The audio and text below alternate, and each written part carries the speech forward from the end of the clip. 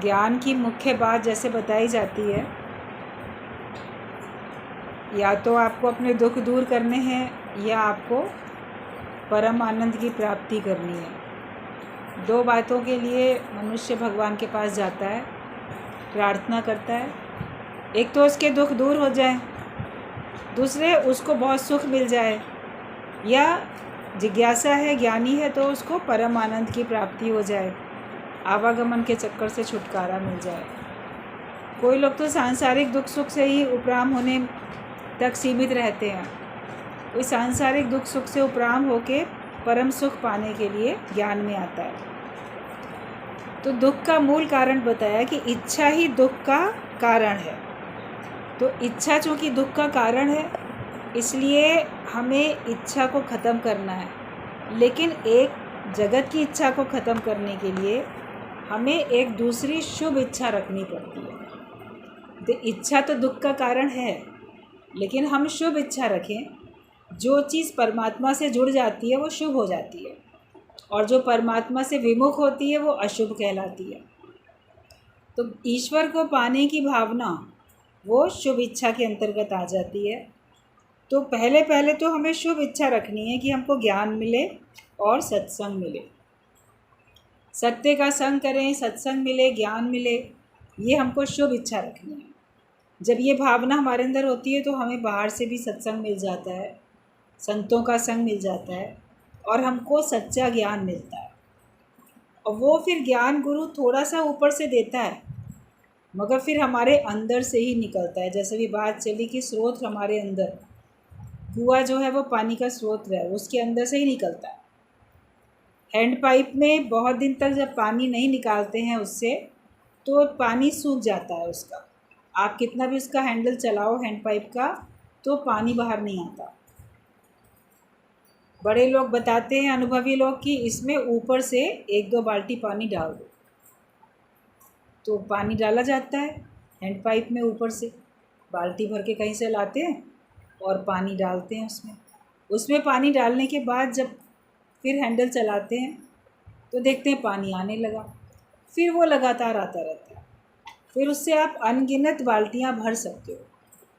डाली तो 1-2 बाल्टी पानी, मगर फिर तो अनंत हम कितनी भी ले सकते हैं। तो जो बहुत गहराई तक हमारा ज्ञान अंदर लुप्त हो गया था, उसको प्रकट करने के लिए बाहर का सत्संग है, गुरु का संग है, उसकी वाणी हम सुनते हैं, तो वो हमारे अंदर जाती है, तो हमारे अंदर के ज्ञान को खींच लाती है। जैसे वो ऊपर का पानी नीचे के पानी को खींच के ले आया, और फिर आपका लगातार मिलता ही रहता है आपको पानी। अभ्यास की कमी हो चुकी थी, इसीलिए ज्ञान ख़त्म हो गया था। जो चीज़ इस्तेमाल नहीं करते हो वो ऐसे नष्ट होने लग जाती है। ज्ञान का भी इस्तेमाल नहीं किया कई जन्मों से, तो वो भी जैसे नष्ट हो चुका था, लगता था कि नष्ट हो चुका है, लेकिन कहीं अंदर गहराई में था। क्योंकि ज्ञान के बीज का नाश नहीं होता है, वो कभी भी अवसर पाके वो पल्लवित हो जाता है, कभी भी अवसर पाके वो वापस वृक्ष बन जाएगा। ज्ञान कभी नष्ट नहीं होता। थोड़े समय के लिए लगता है, वो तो जैसे पर्दा आया, भूल गया कोई, मगर वो गहराई में पड़ा ही रहता है। गुरु हमारे उस अंदर के ज्ञान को बाहर निकाल देता है। फिर उस ज्ञान से हमारा पूरा जीवन सुखमय बन जाता है, मंजिल की प्राप्ति कर पाते हैं। तो इच्छा जो है जगत की थी, वो दुख का कारण थी। तो हम दुख को दूर करने के लिए भगवान को याद करते हैं। तो पहले शुभ इच्छा रखो कि ज्ञान मिले और सत्संग मिले। माया से जो निरिच्छा हो जाता है, उस निरिच्छा वाले को भगवान बहुत ज़्यादा देता है, इतना कि भक्त लेते लेते थक जाता है।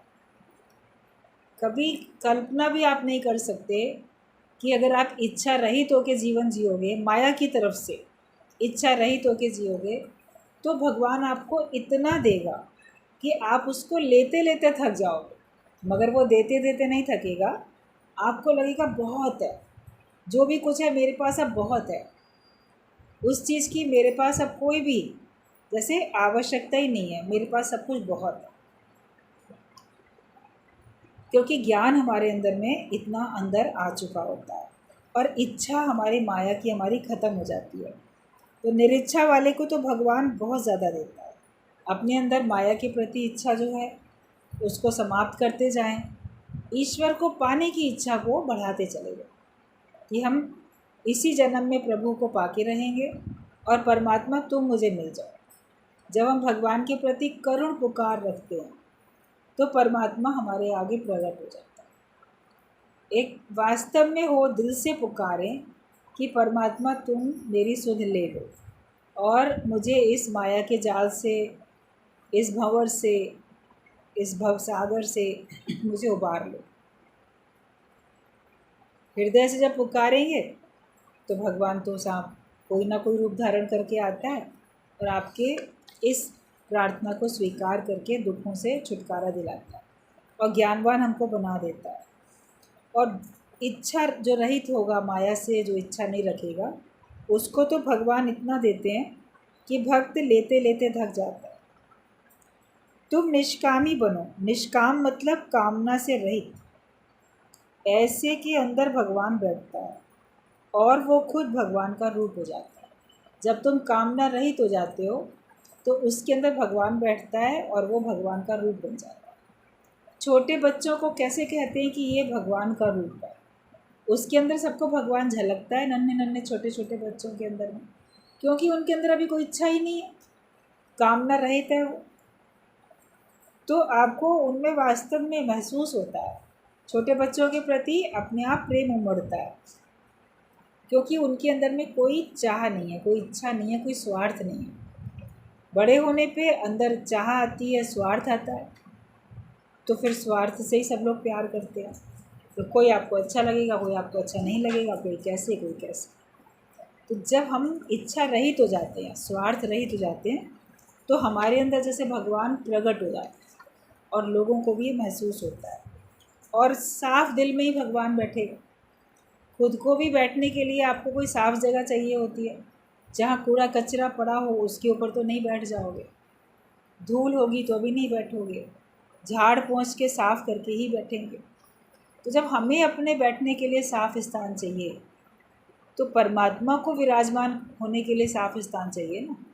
कहते तो हैं कि भगवान तुम मेरे दिल में बस जाओ, मेरे नैनों में बसो, मेरे दिल में बसो, मेरे रोम रोम में बस जाओ। तो हम वहाँ जहाँ भगवान को बसाना चाहते हैं उसकी सफाई भी तो करें। मन अपने की करो सफाई, फिर देवेगा प्रीतम दिखाई। अपने मन को साफ करते जाओ, तब आप देखोगे परमात्मा आपको दिख रहा है। ईश्वर आपको हर पल दिखेगा और हर पल उसका आप संग महसूस करो, क्योंकि आपका मन अब इतना साफ हो चुका है। साफ दर्पण में अपनी सूरत देख सकते हैं, साफ पानी में अपनी शक्ल देख सकते हैं। तो साफ हृदय में परमात्मा दिखता है। किसी प्रकार की भी हेरा फेरी ना हो, छल कपट झूठ स्वार्थ ईर्ष्या द्वेष कोई भी विकार ना हो, तब भगवान हमारे अंदर विराजमान होते हैं और वो फिर खुद भगवान का रूप हो जाता है। राजा बनकर ही राजा से मिल सकते हैं, भगवान बनकर ही भगवान से पूरी तरह मिल सकते हैं। हम भगवान से योग लगाना चाहते हैं कि मेरा योग लगा, परमात्मा तू और मैं मिलके एक हो गए। जो सत्ता मुझ में है वो सत्ता तुझ में है, जो तू है सो मैं हूँ, जो मैं हूँ सो तू है। ये होने के लिए हमको उसके जैसा बनना पड़ेगा। हम सोचें भगवान मेरे जैसा बन जाए, लेकिन मुझे उसके जैसा बनना है। कोई भिखारी बोले कि मैं राजा का मित्र बन जाऊं, तो भिखारियों के भिखारी मित्र हैं, तो राजा का मित्र बनने के लिए उसको राजा बनना पड़ेगा ना। और वो सोचे नहीं राजा भिखारी हो जाए तब मेरा मित्र बन जाए, तो राजा तो भिखारी बनेगा नहीं। तो भगवान तो तुम्हारे लिए तुम्हारे जैसा बनेगा नहीं भिखारी, तुम्ही को निर्विकारी निरिच्छा माया रहित होना पड़ेगा, तब हम योग लगा सकते हैं और तभी परमात्मा से मिलके हम एक हो सकते हैं। निष्कामी भक्त के पीछे खुद भगवान पड़ता है। कबीरदास ने भी ये बात बोली है कि कबीरा मन ऐसा निर्मल भया जैसे गंगा नीर, तो पाछे लागा हरि फिरे कहत कबीर कबीर। कि मन इतना निर्मल हो चुका है गंगा नीर की तरीके से, तो भगवान भी हमारे पीछे पड़ता है। नाम ले लेके कबीर को पुकारता हुआ भगवान उसके पीछे पीछे जा रहा है। ऐसी भक्ति हो जाए, इतना मन निर्मल हो जाए कि भगवान को तुम्हारी ज़रूरत पड़े और भगवान तुम्हारे नाम लेके तुम्हारे पीछे पीछे घूमे। निर्मल जिसका मन होता है वो तो भगवान का रूप बन जाता है। दो नहीं रहते, तो कौन आगे तो कौन पीछे, उसमें फ़र्क ही नहीं पड़ता। भगवान कृष्ण ने अर्जुन का रथ हाँका, कोई फ़र्क थोड़ी पड़ा उनको। वरना कोई सोचे कि मैं क्या रथवान हूँ, कोचवान हूँ क्या, मैं नौकर हूँ क्या, मैं इनका ड्राइवर हूँ क्या जो मैं इनका रथ चलाऊँ।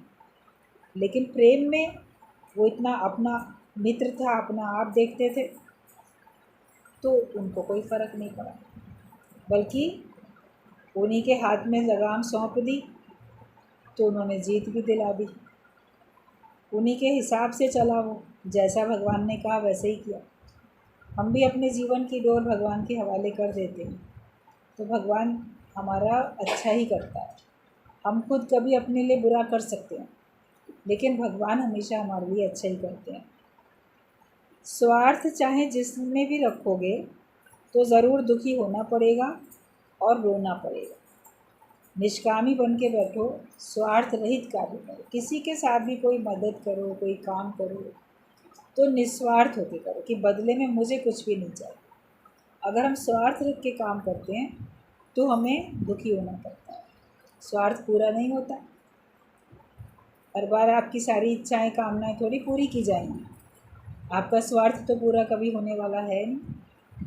तो हमें निष्कामी होके जीना है और निस्वार्थ होके हमको सबकी सेवा में, सबके कार्य में लगना है। आपसे हो सकता है भगवान का शुक्राना गाओ, शुक्र है आपके तन में इतनी शक्ति है, आपकी बुद्धि इतनी अच्छी है, आप किसी को अच्छी सलाह दे सकते हो, शरीर से किसी की मदद कर सकते हो, और जो कुछ आपके पास है, ज्ञान आपके पास है, सही समझ आपके पास है, धन आपके पास है, मन भी निर्मल हो चुका है, मन में भी अच्छी भावनाएं हैं, तो अच्छे वाइब्रेशंस ही सबको फैलाओ, सबको अच्छे अच्छे वाइब्रेशंस दो।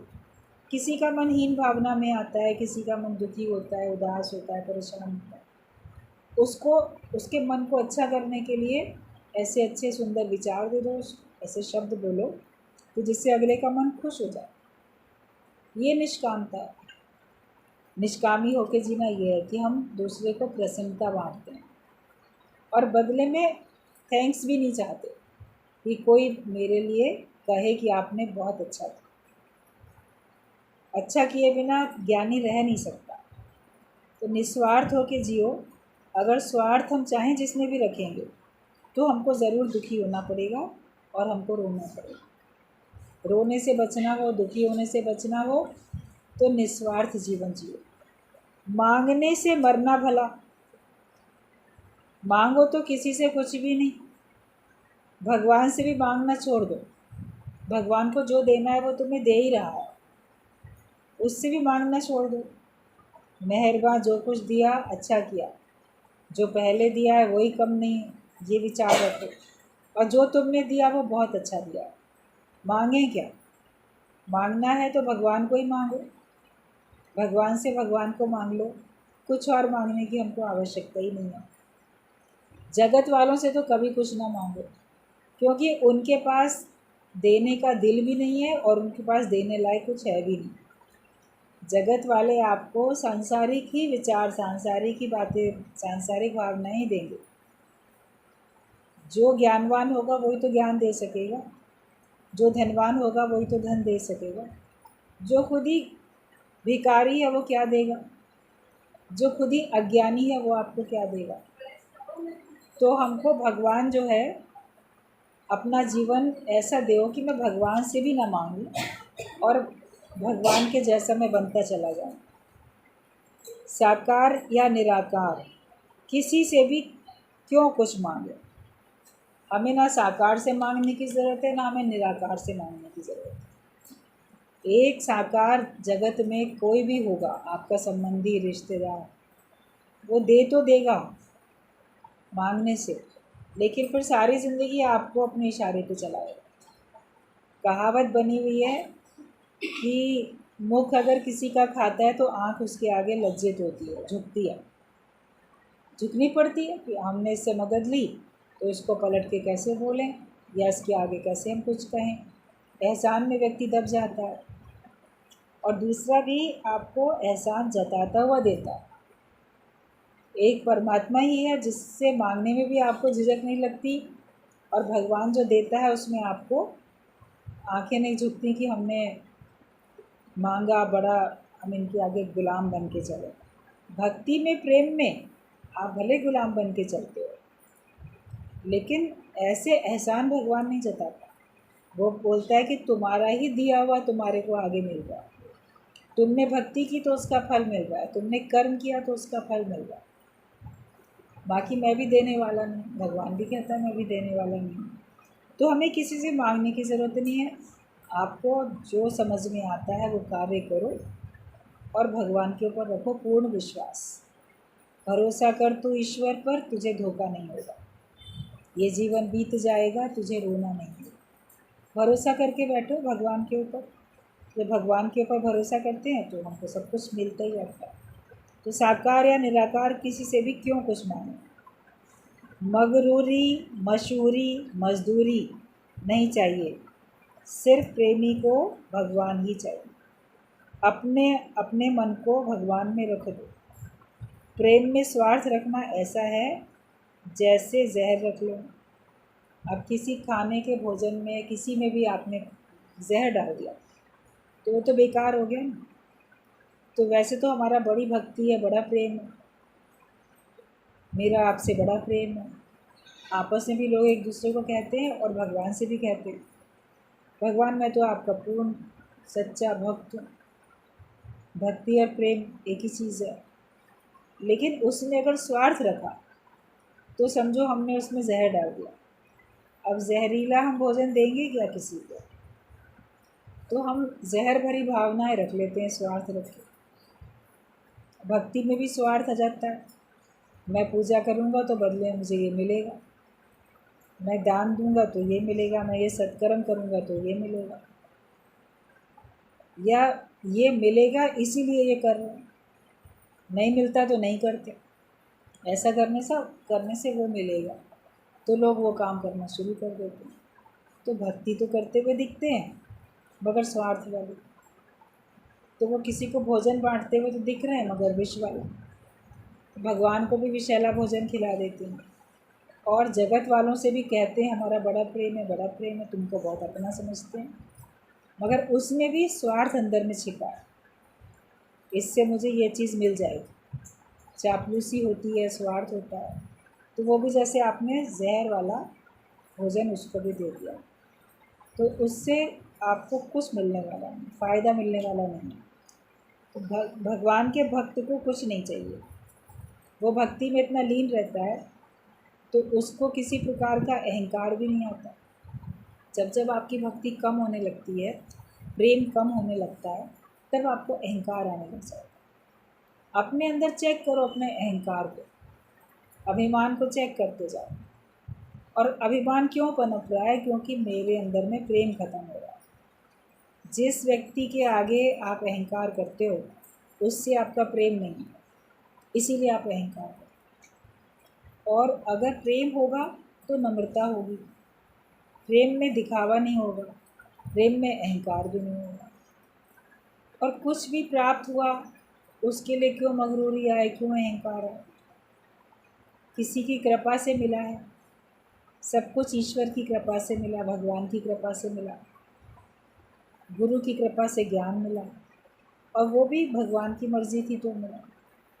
नहीं होता भगवान का इशारा तो कोई भी हमको ज्ञान नहीं दे सकता था। सबके शुक्राने गाओ, अपने मन के भी, तन के भी, सबके।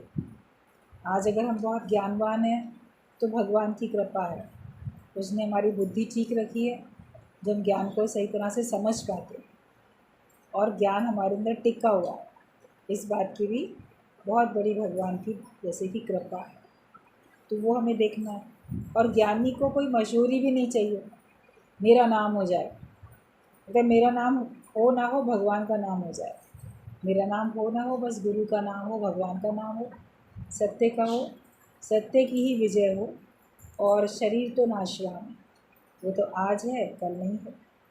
तो ज्ञानी को तो, जो भगवान का भक्त है, उसको कुछ नहीं चाहिए। वो मशहूरी भी नहीं चाहता और वो बदले में कोई पदार्थ भी नहीं चाहता। किसी मज़दूर को बुलाओ अपने घर में मज़दूरी करने के लिए, दिन भर का काम करेगा, फिर उसकी दिन भर की जो भी फिक्स उसकी दिहाड़ी है, जो उसकी सैलरी है, जो दिन का उसको एक दिन का देना है, वो आपको देना पड़ता है, क्योंकि वो मज़दूर है। तो हम भी अगर मान लो भक्ति पूजा कुछ करते हैं, फिर भगवान से मांग लेते हैं, तो ये मज़दूरी है। भगवान ने अगर पदार्थ दे दिए तो खुश मत हो जाना, सोचना भगवान से पदार्थ ले लिए तो वो मेरा काम ख़त्म हो गया, तो मज़दूरी मुझे मिल गई, अब आगे कुछ मिलने वाला नहीं, आगे भगवान मिलने वाले नहीं। उसने तुमको तुम्हारा इच्छित पदार्थ दे के अपने से तुमको दूर कर दिया और तुमसे वो खुद दूर हो गया। तो अपना ये देखो कि हमें क्या चाहिए। प्रेम में स्वार्थ नहीं रखो, भगवान तो अपने आप ही देता है। चाहनाओं में अटकता है सिर्फ जीव, जो जीव है वो ही चाहनाओं में अटकता है, भगवान नहीं अटकते।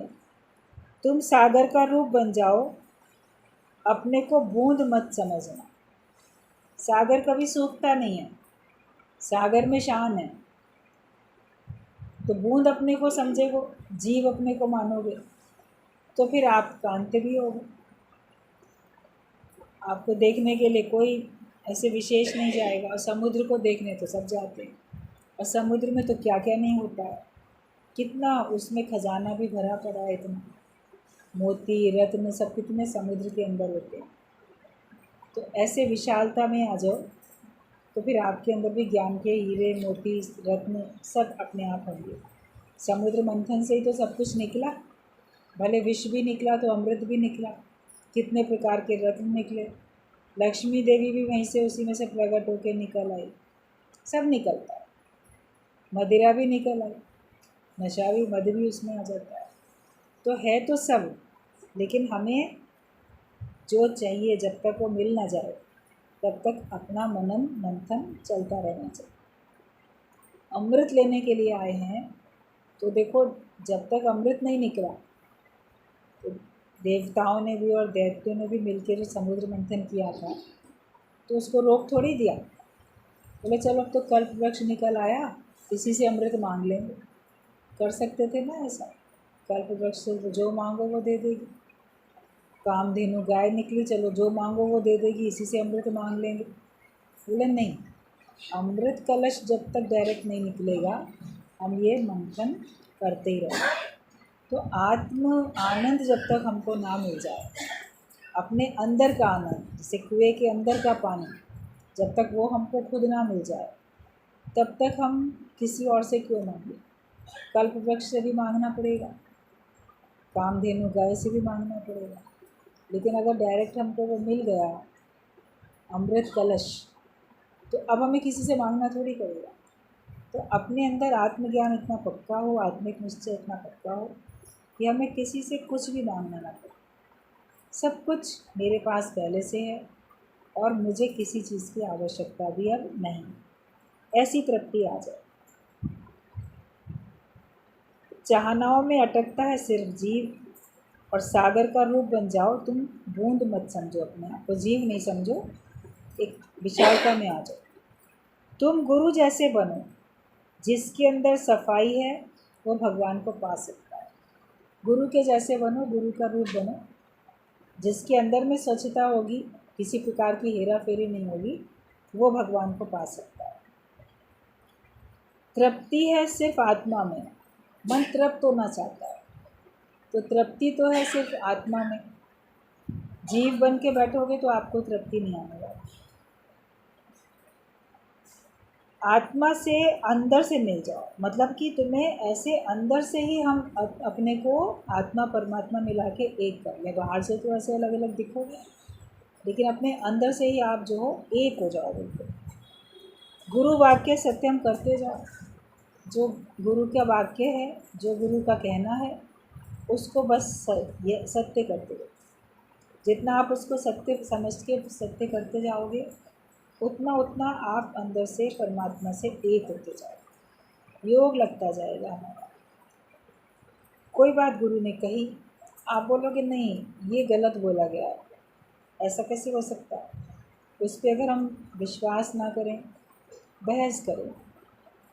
एक होता है बहस करके दूसरे की बात को काटने के लिए क्वेश्चन करना, एक होता है ये बात हमें समझ में नहीं आ रही है, इसको समझने के लिए क्वेश्चन करना कि बात तो तुम जो कहते हो सही है, लेकिन मुझे समझ में नहीं आ रही, मेरा मन ऐसे बोल रहा है। तो वो चीज़ अलग हो जाती है। पूछने के लिए, समझने के लिए आप कितनी बार भी क्वेश्चन करो, लेकिन अगला गलत है, उसकी बात को गलत सिद्ध करने के लिए आप कितने प्रकार की बातें बोलो, तो वो चीज़ गलत हो जाती है।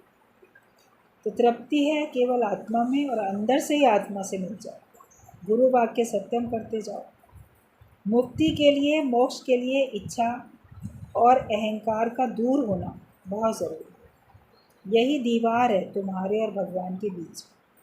अगर हम मुक्त होना चाहते हैं, आवागमन के चक्कर से छूटना चाहते हैं, 84 लाख योनियों से हम छूटना चाहते हैं, तो ये जान लो कि तुम्हारे अंदर की इच्छा और तुम्हारे अंदर का अहंकार, ये दो चीज़ें बड़े में बड़ी रुकावट हैं। यही दीवारें हैं, अगर ये हमारे अंदर से हट जाती हैं, अब ना कोई इच्छा है, न किसी प्रकार का अहंकार है, फिर तो मुक्त स्वरूप तुम हो, फिर तो तुझ में और परमात्मा में कोई अंतर है ही नहीं। इच्छा ने ही तो हमको भगवान से दूर किया, ईगो ने, अहंकार ने तो हमको भगवान से दूर किया। ये चीज़ ख़त्म है तो सब खत्म है। एक अहंकार जब निकल जाए, सब विकार खुद ब खुद निकलते हैं, ऑटोमेटिकली सारे विकार हमारे अलग होते जाते हैं, दूर होते जाते हैं हमसे। तो ये दीवार है। अगर हम मोक्ष पाना चाहते हैं, 84 लाख योनियों से बचना चाहते हैं, तो फिर हमें अपने अंदर के इच्छा और अहंकार को दूर करना पड़ेगा। और ये दीवार है भगवान के हमारे बीच में, ये दीवार हटानी तुम्हें को, क्योंकि ये दीवार खड़ी भी तुमने की है, किसी और ने खड़ी नहीं की।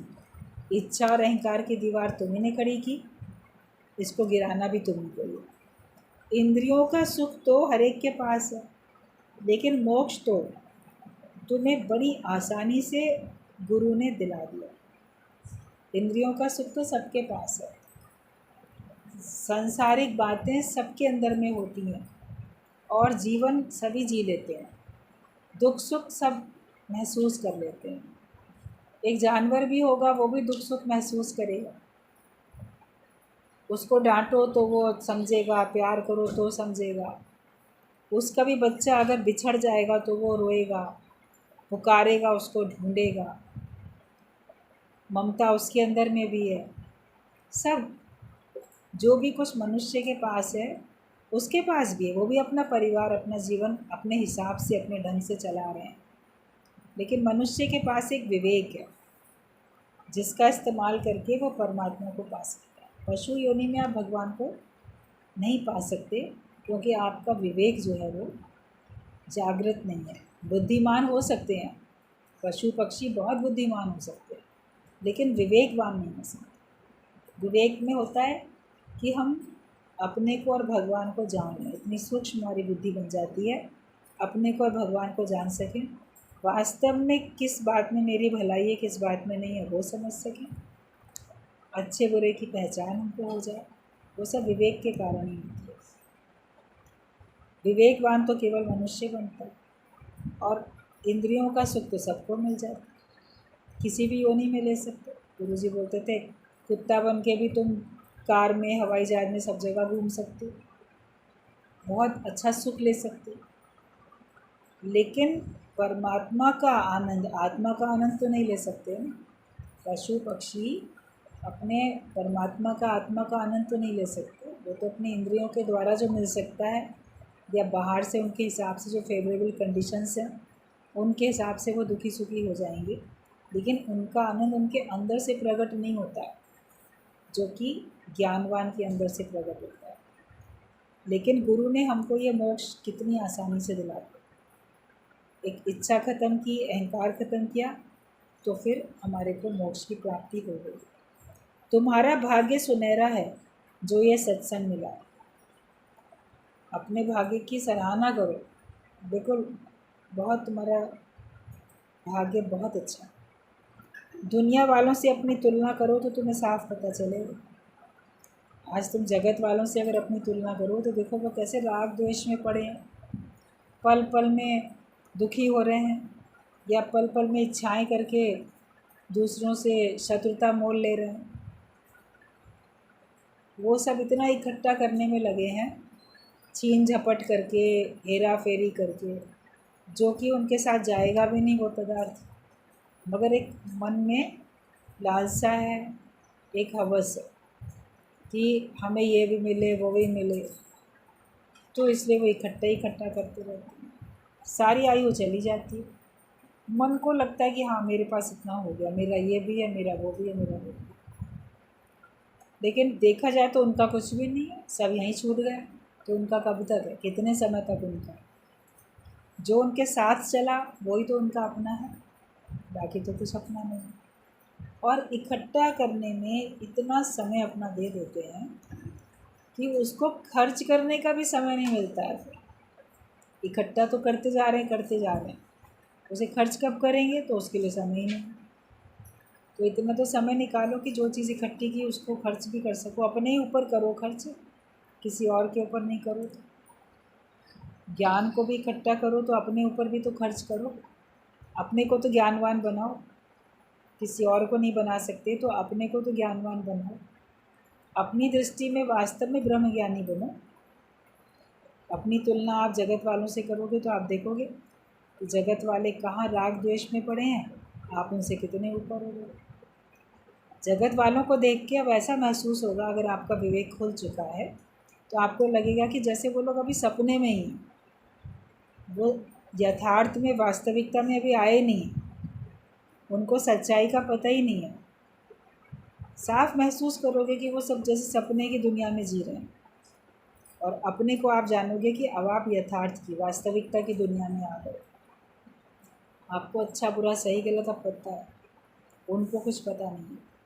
कहते हैं कि पता है लेकिन वास्तव में उनको पता नहीं। तो दुनिया वालों से अपनी तुलना करोगे तो तुमको साफ पता चलेगा कि तुमको गुरु ने कितना ऊंचा उठाया, कितना शुद्ध बनाया, कितना आपको ज्ञानवान बना दिया। मन चाहे तुम्हें कितना भटकाए, पर तुम मानो तो गुरु की ही मानो, गुरु की बात मानो।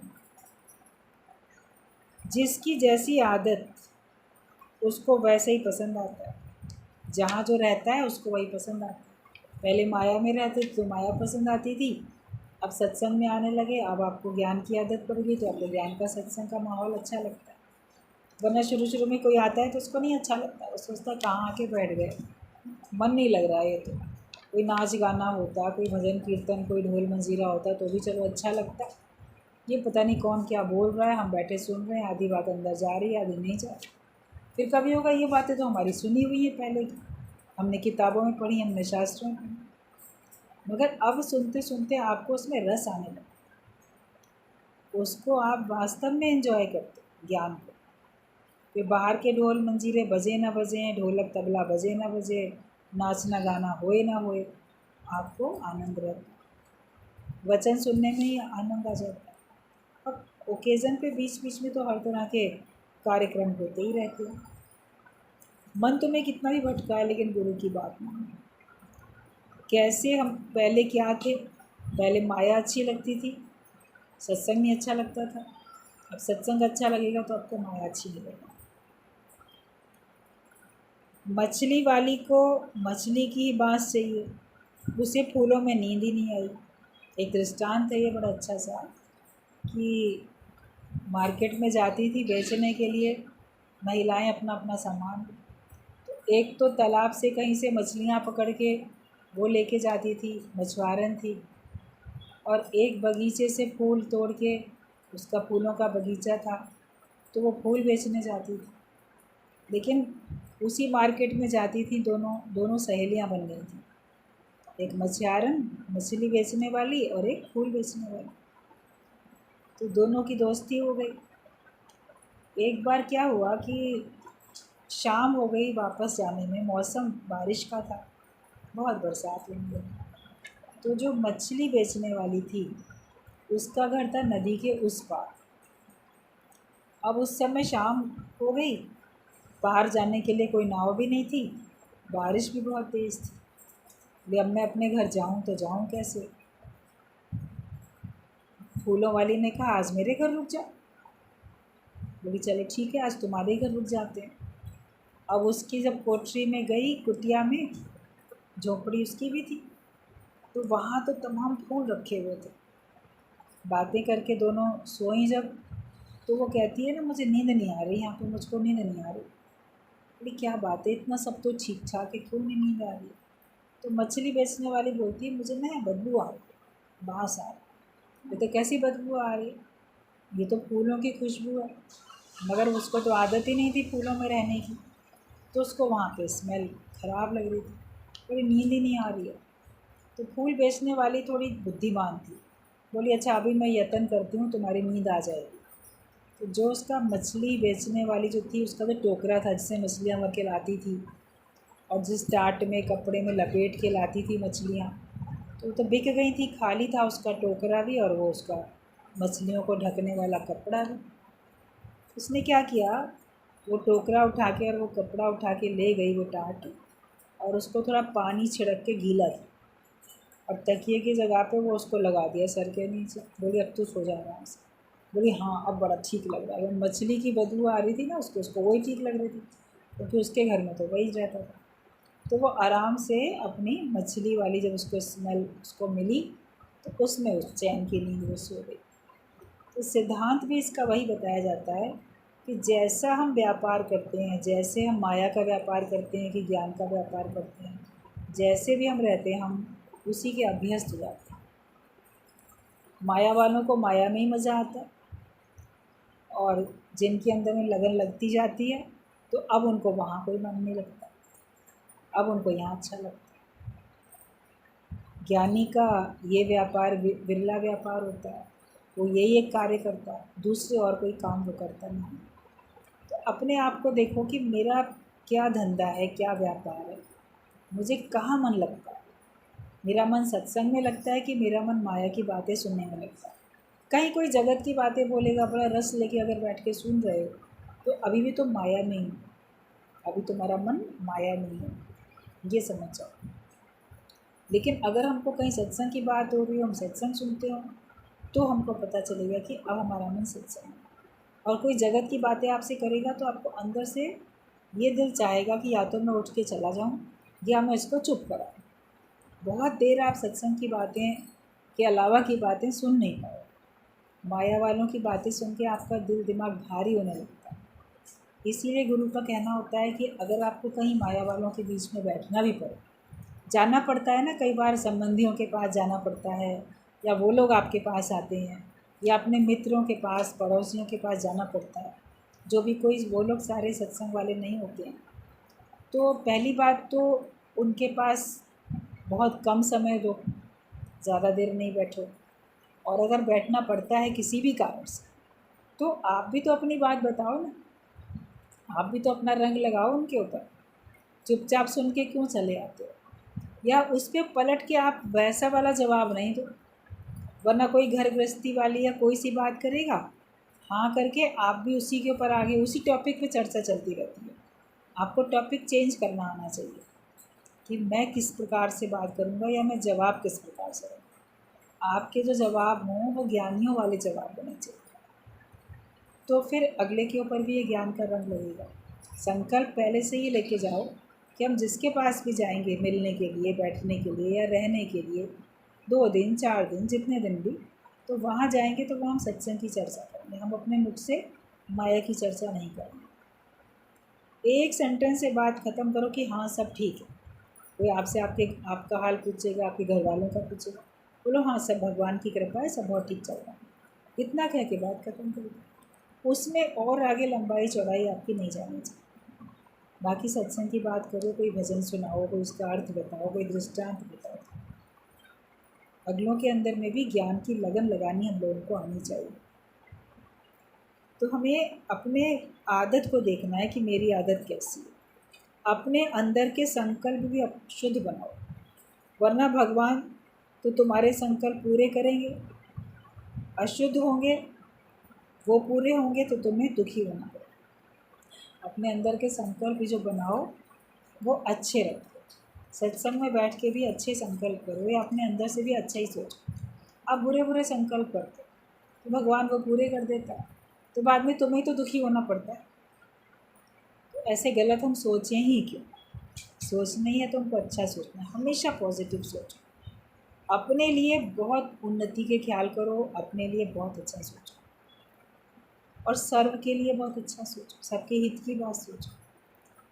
संकल्प अपने से स्वयं पूरा करा जाता है, तो वो करो कि नहीं हम अच्छा ही करेंगे, तो आप देखोगे आपका वो भी भगवान ज़रूर पूरा करेंगे। विचार आपके हैं, जैसे विचार रखोगे वैसे ही आपका जीवन बनेगा। तेरे हाथ में है जीवन बनाना, ये हीरा जमाना, तो इसको कौड़ियों के बदले नहीं गवाओ, हीरा कौड़ी के लिए ना गवाना।